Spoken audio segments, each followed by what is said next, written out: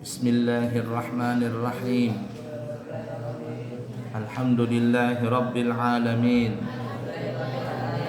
Allahumma fasalli wa sallim ala sayyidina Muhammadin wa ala ali sayyidina Muhammadin. Qala al-muallifu as-sayyid Muhammad Amin bin Idrus bin Abdullah bin Umar bin Syekh Abu Bakar bin Salim fi kitabihi Kitabul Adab hafazahullahu ta'ala wa nafa'na bihi bi ulumihi fid din wad dunya wal akhirah. Buka halaman 75. Pertemuan yang lalu kita membahas tentang adab membuang hajat di dalam WC atau di ruangan tertutup. Sekarang kita akan membahas adab-adab buang hajat di tempat terbuka. Di tempat terbuka itu maksudnya bukan di dalam WC. Seperti kamu buang hajat di dalam hutan situ kah apa begitu. Jauhkan meja ini. Di pangku aja ya. Gimana caranya? C. Adab-adab ketika akan buang air kecil atau air besar di tempat yang terbuka selain kamar mandi. Di antara adab-adab ketika akan buang air kecil atau besar di tempat yang terbuka maka adalah sebagai berikut. 1. Wajib menutup di depan tempat yang akan digunakan untuk buang air kecil atau besar. Hal ini jika tempat tersebut menghadap ke arah kiblat, karena hukum menghadap kiblat tak kala buang air di selain kamar mandi adalah haram, dan jika tempat tersebut tidak menghadap ke arah kiblat maka hukum membuat penutup di depan tempat yang akan digunakan untuk buang air kecil atau besar adalah sunnah berdasarkan sabda Nabi sallallahu alaihi wasallam, "Idza ataitumul ghaita fala tastaqbilul qiblata wala tastadbiruha bi baulin wala ghaitin."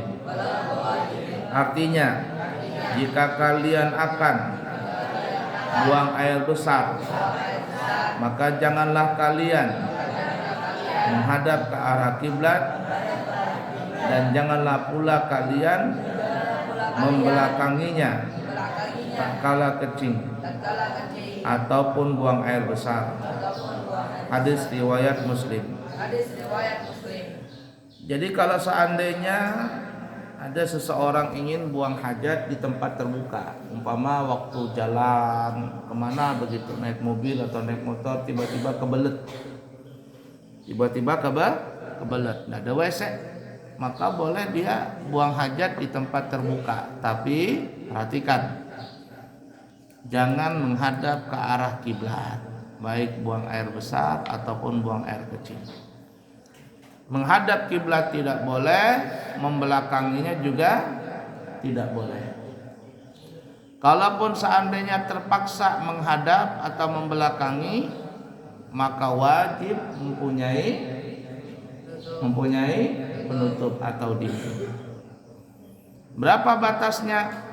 Kalau ada orang buang hajat sambil duduk, maka kata ulama adalah batasnya kurang lebih ini 2 jengkal. 2 jengkal begini. Artinya yang wajib tertutup itu dari tanah sampai ke pusat. Kalau posisi duduk, maka dindingnya adalah yang wajib tertutup, di depannya adalah kurang lebih 2 jengkal begini, yakni yang wajib tertutup dari tanah sampai ke pusat. Walaupun dadanya ini dari pusat sampai ke atas ini tidak tertutup, namun yang wajib apa yang tertutup tadi? Dari tanah sampai ke pusat. Nah itu. Tapi kalau ada orang buang hajat sambil berdiri, buang air kecil sambil berdiri, maka yang wajib tertutup lebih panjang lagi, yaitu dari tanah sampai mana? Pusat. Nah seperti itu tuh. Nabi pernah bersama Sayyidina Agil berjalan begitu, tiba-tiba Nabi mau buang hajat, mau buang air kecil. Lalu Rasulullah SAW bilang kepada Agil, ya Agil, kamu bilang kepada nakhlah, kepada apa namanya itu, pada pohon kurma itu, bisikin dia, bilang, hai pohon kurma, Rasulullah memanggilmu. Rasulullah memanggilmu. Maka Sayyidina Agil ini pun mendekati pohon kurma tadi. Tapi ternyata sebelum Agil mendekati pohon kurma itu, pohon kurma ini mendengar apa yang diucapkan Nabi. Tiba-tiba pohon kurma itu pun mencabut dirinya, mencabut akarnya. Jadi kayak mana seseorang yang termasuk kedua kakinya dalam lumpur, gimana cabutnya? Gitu. Jadi pohon kurma ini mencabut dia punya akar dengan sendirinya. Begitu. Kemudian dia berjalan. Bukan hanya satu pohon, tapi ada beberapa pohon kurma itu mencabutkan dirinya sendiri dari tanah. Jalan. Tik tik tik tik tik. Pohonnya jalan. Sayyidina Agil itu kaget dia. Bisa jalan sendiri. Padahal belum dibisikin. Pohon ini sudah mengerti apa yang dikehendaki oleh Rasul. Lalu pohon kurma ini pun memasang dirinya sebagai tameng. Beberapa pohon merapat untuk menutup dirinya, untuk menjadikan dirinya sebagai tameng Rasul sallallahu alaihi wasallam. Akhirnya Nabi pun buang hajat di situ. Nah, setelah selesai buang hajat, pohon-pohon ini kembali kepada tempatnya. Dan salah satu mukjizat Nabi kita Muhammad sallallahu alaihi wasallam, apabila Nabi buang hajat di tanah, maka tanah itu langsung terbuka dan kotoran Nabi itu langsung masuk ke dalam tanah. Terutama kalau buang hajat besar, tidak ada seorang pun yang pernah melihat kotoran Nabi. Tidak ada seorang pun yang melihat kotoran Nabi, aslinya tinja itu tidak pernah ngelihat. Tapi kalau air kecilnya, darahnya Nabi itu pernah diminum sama sahabat. Ya, kalau ada yang minum darahnya Nabi, dia nggak pernah bakalan masuk neraka. Api neraka tidak berani membakarnya. Yang meminum air kencingnya Nabi, maka Nabi bilang dia tidak pernah akan sakit perut selama-lamanya. Nah, tapi kalau tinjanya Nabi, tidak ada seorang pun yang pernah melihat. Itu kehebatan Nabi. Jadi ketika Nabi buang hajat, tanah langsung terbuka, masuk kotoran Nabi. Lalu Nabi berisinya dengan 3 biji batu, dan batu itu berubah menjadi harum. Berubah menjadi harum. Siti Aisyah pernah berkata, ya Rasul, saya seumur umur jadi istrimu gak pernah lihat kotoranmu. Kata Rasulullah SAW, semua para nabi dan para rasul, apapun yang keluar dari tubuhnya, yakni kalau kotorannya itu langsung ditelan oleh tanah.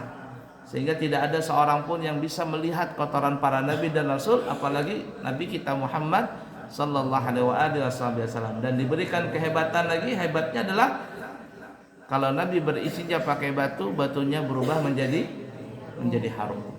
Nah, kita kembali ke masalah fikih tadi, adab tadi. Kalau buang hajat di tempat terbuka, ingatin tidak boleh menghadap ke arah kiblat dan tidak boleh membelakangi kiblat. Yang wajib tertutup adalah dari tanah sampai ke pusat. Itu kalau seandainya terpaksa menghadap kiblat, mesti ada dinding.